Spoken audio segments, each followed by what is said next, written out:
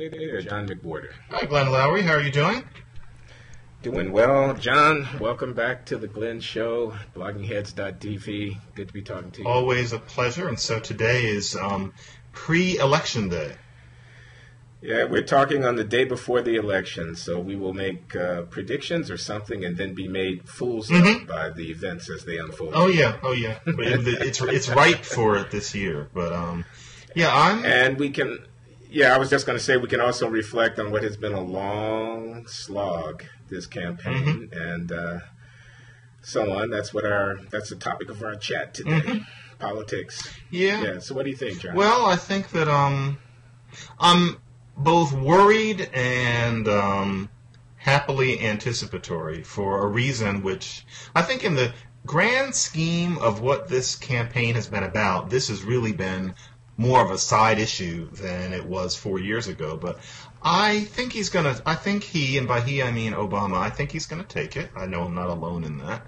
And I'm relieved because if he doesn't, then as a race commentator and as one who is, controversial, un-PC, naive, etc., I'm up for the next 4 years against people saying that he lost because he was black. And it'll be impossible to quantify exactly what extent that was. But that'll just make the discussion all the more vigorous, and the idea will be, well, a black man got elected, yeah, but he couldn't keep it because the country is too racist to allow him 2 terms, and look what happened.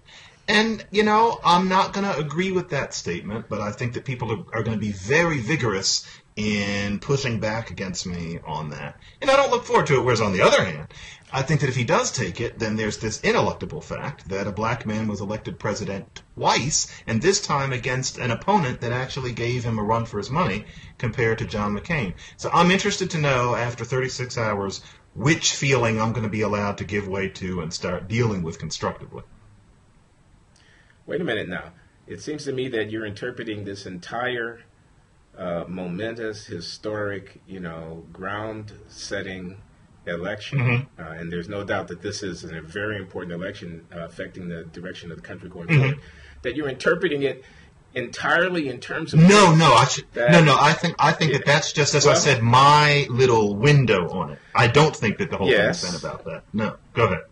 No. I meant perhaps then that your little window tends to be defined mainly by the racial aspect, either of his victory, connoting something significant, a black man twice in the office, reelected, etc., or his defeat, occasioning this onslaught of what you will take to be not particularly persuasive arguments about how race is what done him in. I mean, I'm inclined to agree with you that the anticipation of the belly-aching racist what's done him in recrimination that would come in the wake of a defeat of Obama is not a pleasant thing to contemplate. I grant you that. But, I guess I think the stakes for the country extend considerably, maybe you don't disagree with this, beyond the racial aspect. Very much. In fact, I think it's in some ways lamentable that this campaign is going to produce, it looks like this election is going to produce a very wide disparity in voting patterns by race. It looks like this campaign has been largely about demography and rallying votes from people based on identity markers like race, gender, and sexual orientation, and relative immigrant status and things. Class resentment, class resentment, indeed, and and then implicitly on the other side, there's a racial aspect. I mean, I think the Republicans don't run many ads saying white people, you should vote for us because we're the party of white people. But you might argue that between the lines of, or implicit in the appeal of the, we want our country back rhetoric and the food stamp president rhetoric is a racial dimension. So that seems really very lamentable to me. And it also seems to give to kind of expose as naive in a really remarkable way the rhetoric of 2008, which emanated from the Obama campaign and its supporters, about transcending these divisions. It's taken a mere 4 years for us to settle in even more deeply into these divisions. But in any way, that's just my thought. No, it's very much true, and I don't know.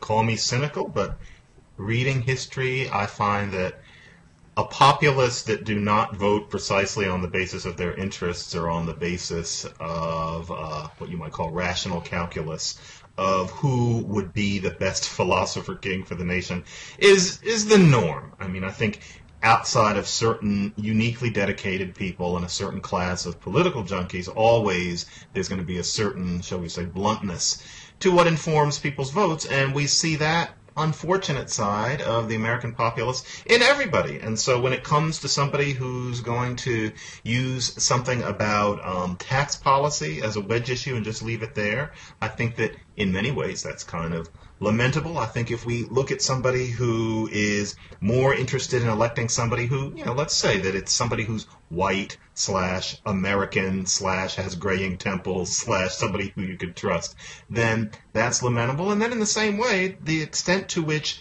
a vast majority of black people are going to stick by Obama in considerable part because of the color of his skin. And, I'm not completely immune from that myself. I openly admit it. I'm less immune to it than you are. But that is lamentable, too, because that's based on the gut and not the head.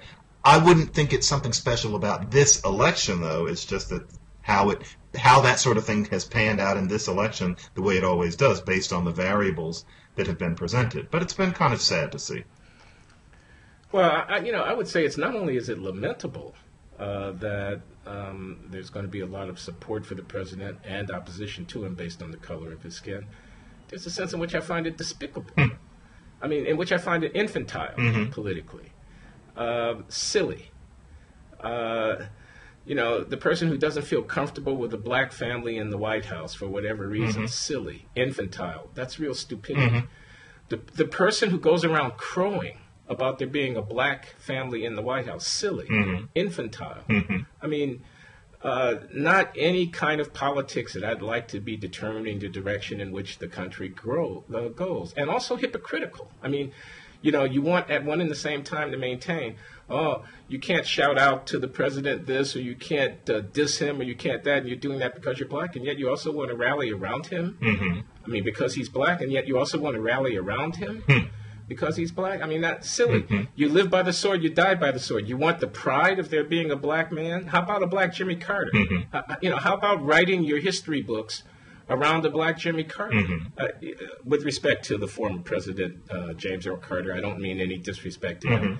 I think you know what I mean. I'm just calling attention to the fact that his failure will be a collective badge of disgrace if you take his success to be a collective badge of honor. It's a silly posture to take in either case. The man is black by, whatever calculation you want to make, but that he embodies somehow the hopes and aspirations of African American people, I would take that to be a not especially sophisticated political position. End of rant. It's interesting. I would go with you. I think it would be almost cold to, and I'm not accusing you of having done this, but to stand aside from or cast aspersions on the sense of fellow traveler victory that black America felt 4 years ago when he was first elected. But you're right, actually, that say in 2009, to say that nobody can talk about him in a certain way, you can't draw a certain kind of cartoon, but then on the other hand, we're going to rally around him as a black person and praise him more for things he does because he's black than because he isn't. Yeah, I think that is, I wouldn't call it childish or infantile, but I would say that it doesn't represent a higher form of reasoning and that it does deserve to be called out. I think, though, that at this point, and something that I've been thinking a certain amount about, is how do we decide whether this man was responsible for paying more attention to black people while he was in office? And I guess I'm not as brave as you in some ways, because I've argued in one piece in the New Republic that I think basically got lost because of Hurricane Sandy. And then I did a similar piece where I tried not to overlap with myself in the Daily News that got around a little bit more. I said that Barack Obama has been a very pro-black president in many ways. You just have to look between the lines, and that anybody like Cornel West or Tavis Smiley or various people who've written editorials who claim that he has failed black people because he hasn't basically revivified the Great Society is somebody who's just waiting for the past when the past didn't really work out that well, and for better or for worse, it's not coming back.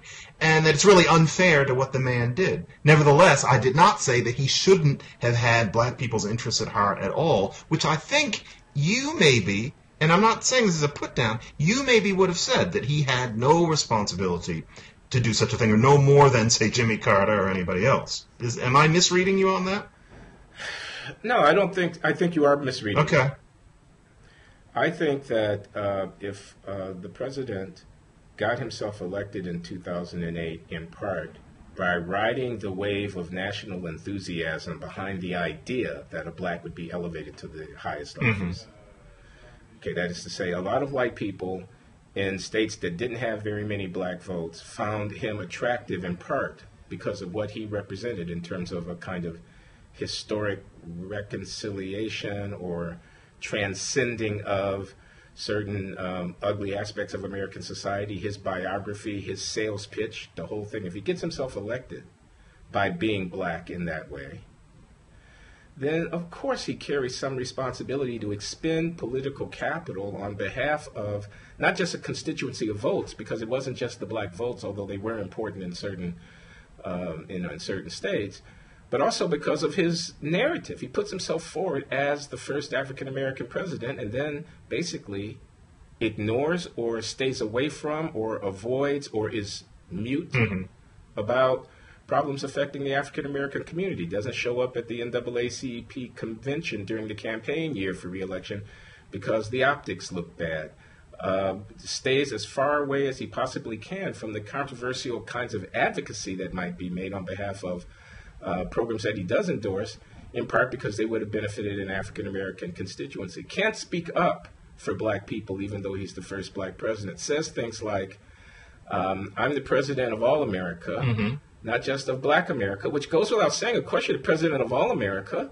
No one ever thought you were not the president of all America. How does that in any way inhibit you from advocating on behalf of the interests of African Americans and from projecting an affect, an emotional engagement, a special concern about the well-being of African Americans from this powerful office that you exercise? So I would have said in summary, yes, he did bear some responsibility to pay particular attention to the concerns of the African American community, in part because he sold himself as a historic representative of that community ascending to the highest office, and he hasn't done that. No, and it's because he's a politician, and I imagine that his idea was that if he had done anything like that, he would have attracted certain kinds of opprobrium and slogans and YouTube and material to be used against him when he ran again. And maybe that's a fight worth having. Let me just say, excuse me for interrupting, John. He certainly would have. He certainly would have attracted all of this carping from the Republican presidential candidates during their primary campaign season, and from the punditry about him being overly black, pro-black, catering to blacks, racist president. Rush Limbaugh would have went ballistic. That's a fight worth having. You know, a black man representing the south side of Chicago can't ascend to the highest office of the land, and then, as a black man in that office, given our country's history and the outstanding problems that we face, the marginalization of this community, the tremendous suffering that goes on, can't address himself directly to that without some pundit popping off? Well, he should address him, let the pundit pop off, and then let's have a fight about that. You know, because the decent country would allow some space for this historic representative of this historically marginalized community to fully act out the meaning of his elevation to that high office, rather than to have to hide from it in order to curry favor with the marginal voter in the marginal state, which only subliminally reinforces the racial subordination of this community. Their representative dare not even speak the community name from the nation's highest office is the lesson that the country is taught by that. Again, I actually agree with you on that. I base my agreement a little bit less on the idealists, but I think it would have been a fight worth having, and I think it's a fight that he actually could have won. He chooses his fights very carefully, and I always find myself interested, especially lately after that first debate performance, in seeing that he isn't as readily good with the verbal jousting as one used to think. He can go off somewhere and write a beautiful speech, but especially by these days, that speech has now become a cliche, that kind of Obama speech making. So he knows that he doesn't have that drama that he used to have. And yet, I think that he really could have basically said, for example, he's trying to get more money shunted to community colleges, something which in itself, unless you're an education wonk, sounds boring and small ball. And he could have said, this is extremely important, and this is something that especially black people who are underserved should think about. Glenn Beck and Rush Limbaugh would have gone crazy, and I think Obama could very easily, even just in his weekend radio addresses, made a case that there is nothing wrong with him doing this, especially if he pointed to things that he was doing that were non-racially based, which would have been most of what he was ever doing. And I think that the country would have been elevated by it. I think a lot of people would have went with him. It would have continued the kind of conversation that his very election made possible. And he was not one to do it because he just subsumed that under politics. You are ignoring, though, that he had the beer summit. And if you think about that, although we kind of made fun of it at the time, a professor at Harvard, a black professor at Harvard, gets arrested on his porch by some police officer whose name most of us have already forgotten, and based on this professor's complaints, and yes, this is a famous professor and he's got the ears of the media, but this is the White House. Barack Obama actually has those people come to where he lives to have a staged conversation. That was a pretty black gesture, I thought, as was his saying anything about Trayvon Martin. I mean, those were things, but you could say that they were very small ball compared to the larger things he could have said. So, I agree with you on that. How about a million black men under lock and key on a given day? Now, he's not going to talk that much about that. That's the sort of thing that he would be... He was too timid, and it's interesting because you talk about Michelle Alexander and her book, The New Jim Crow, which I think is... I think that's a very... That's a sensationalist title, but let's face it, you need titles like that to get attention. That's an issue that I wish Obama had talked about, the whole war on drugs issue that you and I disagree about a little bit. I wonder if maybe he'll do it in his second term, but I'm not aware of a significant peep about it, and in fact, punishment for drug possession and drug sale has gone up under Obama compared to President Bush II rather than down. And no, he wouldn't dare. Of course, that would be really spitting in the eye of certain types as opposed to, say, community colleges. But no, he hasn't done it. He's not that kind of person. I don't know if he ever promised to be that kind of person. I hope people haven't been reading that into him. But he definitely has not surprised anybody in any way in terms of being any more of a race man than he absolutely had to, except for very small gestures. Maybe it'll change. So let me ask you this. Are you convinced that Mitt Romney's election, should he somehow miraculously emerge the victor, that it would be bad for black people? That seems to be taken as an axiomatic fact about the world, that President Romney would be bad for, quote, the black community, close quote. No sensible black person, I've heard pundits say on MSNBC and other places, could ever imagine supporting Mitt Romney for president because it would be bad for black people. And I guess I know how that argument would go, but I'm curious about what John McWhorter would say. No, I wouldn't say it would be bad for. Of course, it depends on what you mean by bad for. I don't think that Mitt Romney administration would have any particular brief for assisting, certainly not the descendants of African slaves. And in general, I think that he has the assumptions about what kind of safety net there ought to be for the poor that anybody minted after about 1966 has to have today, no matter where they fall on the political spectrum, except high libertarian. I don't think there'd be any serious danger there. But in terms of really wanting to work on things like that, none of that would come from Mitt Romney himself. Now, of course, he would just be the president. There are all sorts of offices and entities and traditions that would be doing all sorts of things despite Mitt Romney. All sorts of things happened that were good for black people under President Bush, especially in his first administration, that people don't talk about. So no, I don't think he would be bad for, but it would be rather clear under a Romney administration that black people would have to do most of the heavy lifting in terms of initiative and follow-through themselves, ourselves. And it's a little regrettable to me sometimes that for so many people that notion is so foreign and frightening when, if you went back 75 or even 50 years ago, that would have been considered just the way it had to be. But no, if Mitt Romney were elected, I wouldn't think it was the end of black America's well-being. No.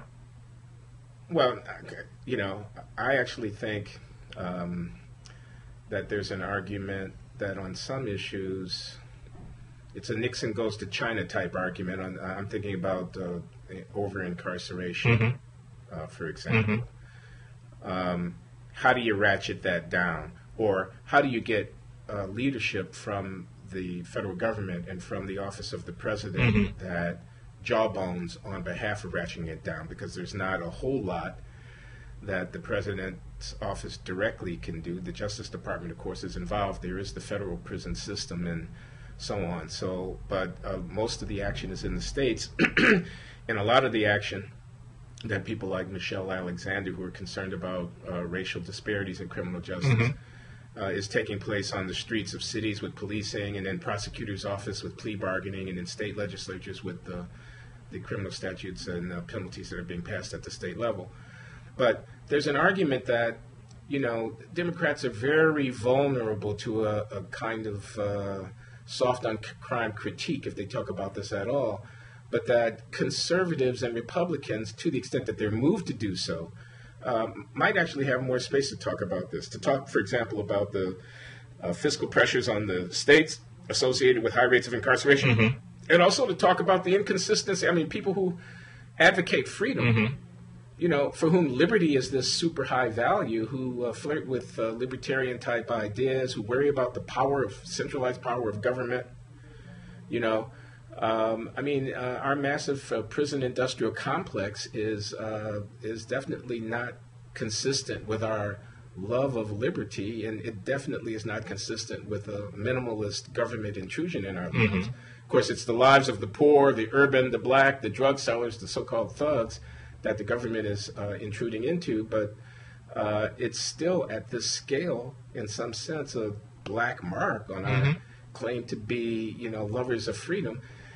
So anyway, pushback against that, might be more effective politically to the extent that it was able to enlist the support of conservatives. Oh, yeah. And there are conservatives out there, whether it be in the Christian community, prison fellowship ministries and all of that.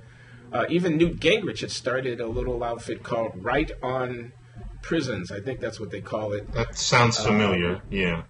Where they're advocating for policy changes that might even be able to get some centrists to agree to that would have the effect of reducing incidents of incarceration. Anyway, I go on too long. I'm just trying to say not only might Mitt Romney's election not be the disaster that some of the partisans have been claiming for the African American community, there could be some things in there that would be beneficial. But having said that, I should also say repealing Obamacare and withdrawing the extension of health care coverage that's associated with the Affordable Care Act, were it not replaced with something equally robust, would be bad for low income and marginal peoples, of whom African Americans are overrepresented.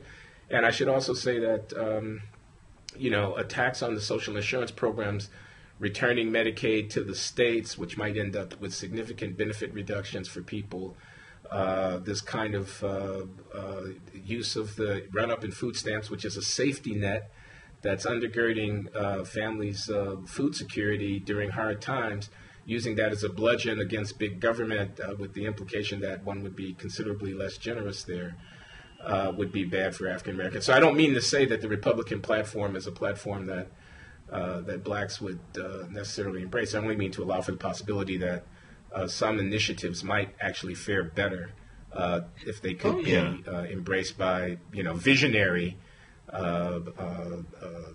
Republican leaders. Yeah, it's a problem with the whole notion of what we mean by bad for black people, and as I was saying, that's complicated because I think you're absolutely right that among conservatives and particularly libertarians, and then there's that great overlap, there is a great deal of room for the whole issue of incarceration and the connection with the drug laws and thinking about changing them. And the fact is that if you talk to a lot of people who are very interested in black uplift, as it used to be called, the war on drugs is not something that they see as important, particularly because there are an awful lot of black pastors who are central in the leadership of black communities who are having a hard time coming around to something like drug liberalization of the drug laws. Whereas the fact of the matter is that I really believe that if we made some progress on that issue, we'd change a lot. And the same kind of argument can be made for education. What does today's Republican believe about what needs to happen for the schools? And for a lot of people, the idea seems to be the Republican thinks money needs to be taken away from public schools. That's all very 1986. Really, to the extent that we're seeing change in schools. It's not vouchers. Vouchers, frankly, are not working very well. But to the extent that schools have been allowed to do their own thing and show that money is not the answer, that it's other things having to do with the culture of a school and the leadership of a school and what's done with the money, that's something that a Mitt Romney would be as much on the side of as, say, a Barack Obama. I haven't heard of Mitt Romney wanting to disembowel the Race to the Top initiatives, for example. So it can go both ways. If Mitt Romney is elected president, my thought will not be, oh, there it goes for black people. But I think that to the extent that he was open to things that uniquely impacted black people, it'd be the sorts of things where it would be a tougher sell than the more transparent issues such as the Health Care Act and Medicare in particular. You're absolutely right. And the other sorts of things that we're trained to think about. There's a new kind of glasses that I think a lot of us need to wear. And I'm not sure how often we're taught how to look through them. So how about this? How about this idea that the Democrats have been taking African Americans for granted for a long time, and that it's not at all clear that the constellation of the Democratic Party, especially at the presidential level today, lines up particularly well with the interests of African Americans. I'm making this argument devil's advocate style, but I do have the view that there's some merit in it. That, for example, teachers' unions, you talk about schools, okay, don't want to paint with too broad a brush. It's complicated, and, don't want to attack teachers, just want to make the observation that it's not obviously wrong to say that at the end of the day, there really is a conflict of interest between the tendency to preserve the status quo and the prerogative of the employee, that is the teacher. Yes, just a little conflict. Represent on the one hand, versus the need to shake things up, to institute structural reform and put in place a set of incentives and structures that would allow for a higher quality education to be delivered to the typical client of the urban big city minority majority public schools. That those things are not necessarily lined up in interest, but that they may be opposed in interest. What about the idea that abortion disproportionately hits the African American community? So that people who fight tooth and nail to make abortion as widely spread and acceptable and as low cost to a woman as possible are actually advocating a policy that, when you do your sums, reduces the size of the African American population, that the life scale has a greater cost in terms of foregone life for African Americans than for others as a consequence of this. They're black conservatives who say that. Yeah. Exactly. Yeah, there are black conservatives who say it. I'm not saying it's right. I'm not saying it's wrong. I'm just saying it's not crazy. I'm just saying that it's not crazy. What about the idea that Hispanics have all the leverage on the minority angle in Democratic Party politics because they are actually marginal voters in important places? Blacks, who are voting 95% Democratic, have no leverage on the Democratic Party. Because, in effect, they have no place to go and they don't have any credible threats. And whether you do or you don't respond to their specifically articulated interests is going to have very little impact on the outcome of anybody's election.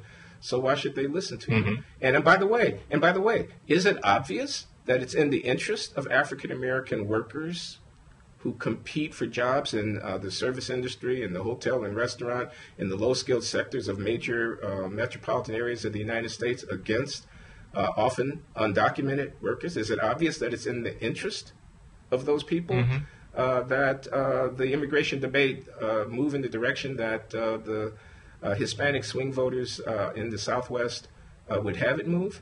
Again, all I'm doing is setting a kind of menu of policy arenas in which the interests of African Americans and the tendency of the Democratic Party do not necessarily align. I wonder what you think about that. Well, I think that all that you're saying is certainly true, and when it comes to the issue of blacks and voting Democratic, if there's any effect that I think white Democratic candidates have to deal with. It's that they have to show up at the churches, or if one of them's in New York, they have to have their picture taken with Al Sharpton or something like that. Not because otherwise black people are going to take their vote elsewhere, but the idea is to make black people come out and vote. So if you're going to get the black people to vote for you as opposed to nobody, then you have to have that picture taken where you're shaking hands with somebody and you have to make a speech where you use certain words.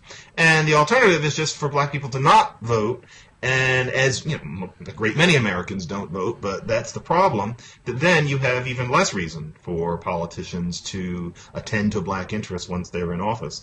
So it's a problem. And the sad thing about everything you're saying is that I'm not sure any of those basic alignments are going to change. And I think that what we're seeing is that something that you were fond of saying in the early 80s, and it's what made Coretta Scott King cry, and maybe I would say it in different ways, but it's been a long time since 1980, and it's that the Civil Rights Revolution, as regards the descendants of African slaves, is over.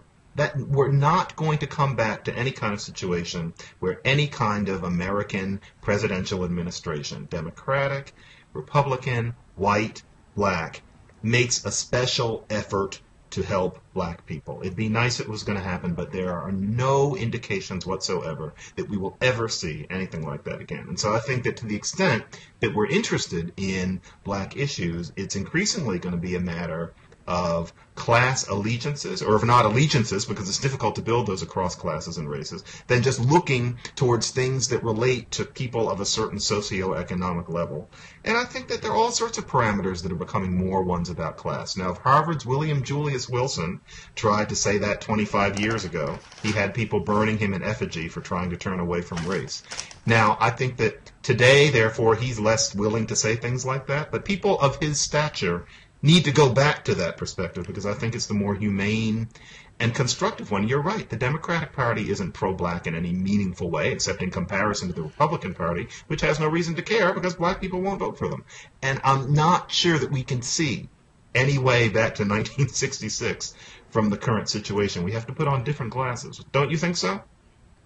Well, I agree the civil rights movement has been over for almost 2 generations now, and that was something worth saying in the 1980s, and it's kind of almost so obvious as to not require to be said today, although there are some people who seem not to have gotten the memo. So, yeah, I agree about that. I think that the notion that the country will embrace any program that's rationalized solely in terms of ameliorating the marginal conditions of African Americans is probably right. Though it seems to me that one could have that to be a part of the benefit associated with otherwise class-oriented programs. Like you could say, look, we want to build the infrastructure of our cities. We want to increase the educational capacity of our community colleges. We want to extend healthcare coverage to people who don't have it. We want there to be early childhood education for every child as a nearly universal right. We want, et cetera, okay? And all these things could be justified in part by that, amongst the other benefits that they would generate for our society. They would help to heal a historic wound that we still labor with, which is the marginalization of the African American community. That shouldn't be a negative, right? If food stamp enrollments go up, and if blacks are overrepresented amongst those who are benefited by the increased availability of food stamps to needy families, that shouldn't count against, that should count in favor of the policy of course. Of expanding the coverage, because it helps to mitigate this outsider status and this overrepresentation amongst the poor of blacks, which is something that the nation should want to embrace. So yeah, I agree that. I would just want to say one more thing, John, and that's about William Julius Wilson, the sociologist at Harvard, whose work you mentioned. I don't think you get him quite right. I agree that book, the title was called "The Declining Significance of Race." Published in 1978, met with some furious negative reaction from people who didn't want anybody to say that the significance of race was declining. But I don't agree that he's moved away. I think he's been quite consistent. He may have changed the emphasis somewhat. He did. Because I don't think that original book ever said that race wasn't important. I thought said that character of racial marginalization in the present day was quite different than what it had been historically, whereas under Jim Crow segregation, under slavery, and under the kind of overt de jure, kind of separation of blacks from the society, the significance of race was straightforward, direct, and had to do with discriminatory practices and institutions. Definitely. Whereas in the latter day, in part as a consequence of that history of racial discrimination in employment and education and provision of services and in segregated residences and all of that, in part as a consequence of that, once the curtain started to fall and the possibility of entry into the society opened for some blacks, that the character of racial marginalization was now in this latter day much more a problem of the black lower class, the black working class, those who had been left behind, and problems of poverty and welfare dependency and joblessness and poor education and family instability and ghettoization and things like that. So those are still racial problems as far as I'm concerned, and I think as far as William Julius Wilson is concerned, although they are mediated not by the conventional exclusionary, overtly racist, caste-like status of blacks, which had been the case into the middle of the 20th century. That's anyway, I don't know. You probably don't disagree with that. I think I agree. I'm basing this what you were saying about Bill. His most recent book for the general public actually says a lot of the things that you just said, but it also says some things about race that are rather different than what he said in 1978. I didn't know that book was that old, in 1978. And I'm just recalling that a lot of his audience, black and white, still had the guns out for him. And this was around 2007 for having even mentioned class over race, and he was allowing the whole audience discussion to laud him for that, when actually what was in his book was, I think, what he'd always been saying, and it just got me thinking about that mood. But yes, what you're saying is absolutely correct, and I think that who do you think is going to win tomorrow? Before we go, okay. I have to say, I think Obama is going to win because his in-trade number is above 65%. I think it's like 65-35. This is the market where you get $1 if your guy wins, and you pay 65 cents. And they don't mess around. Pay 35 cents for Romney. No, well, it's people's money. So this is real people betting real money, because the polls show Obama slightly ahead in almost all of the key swing states.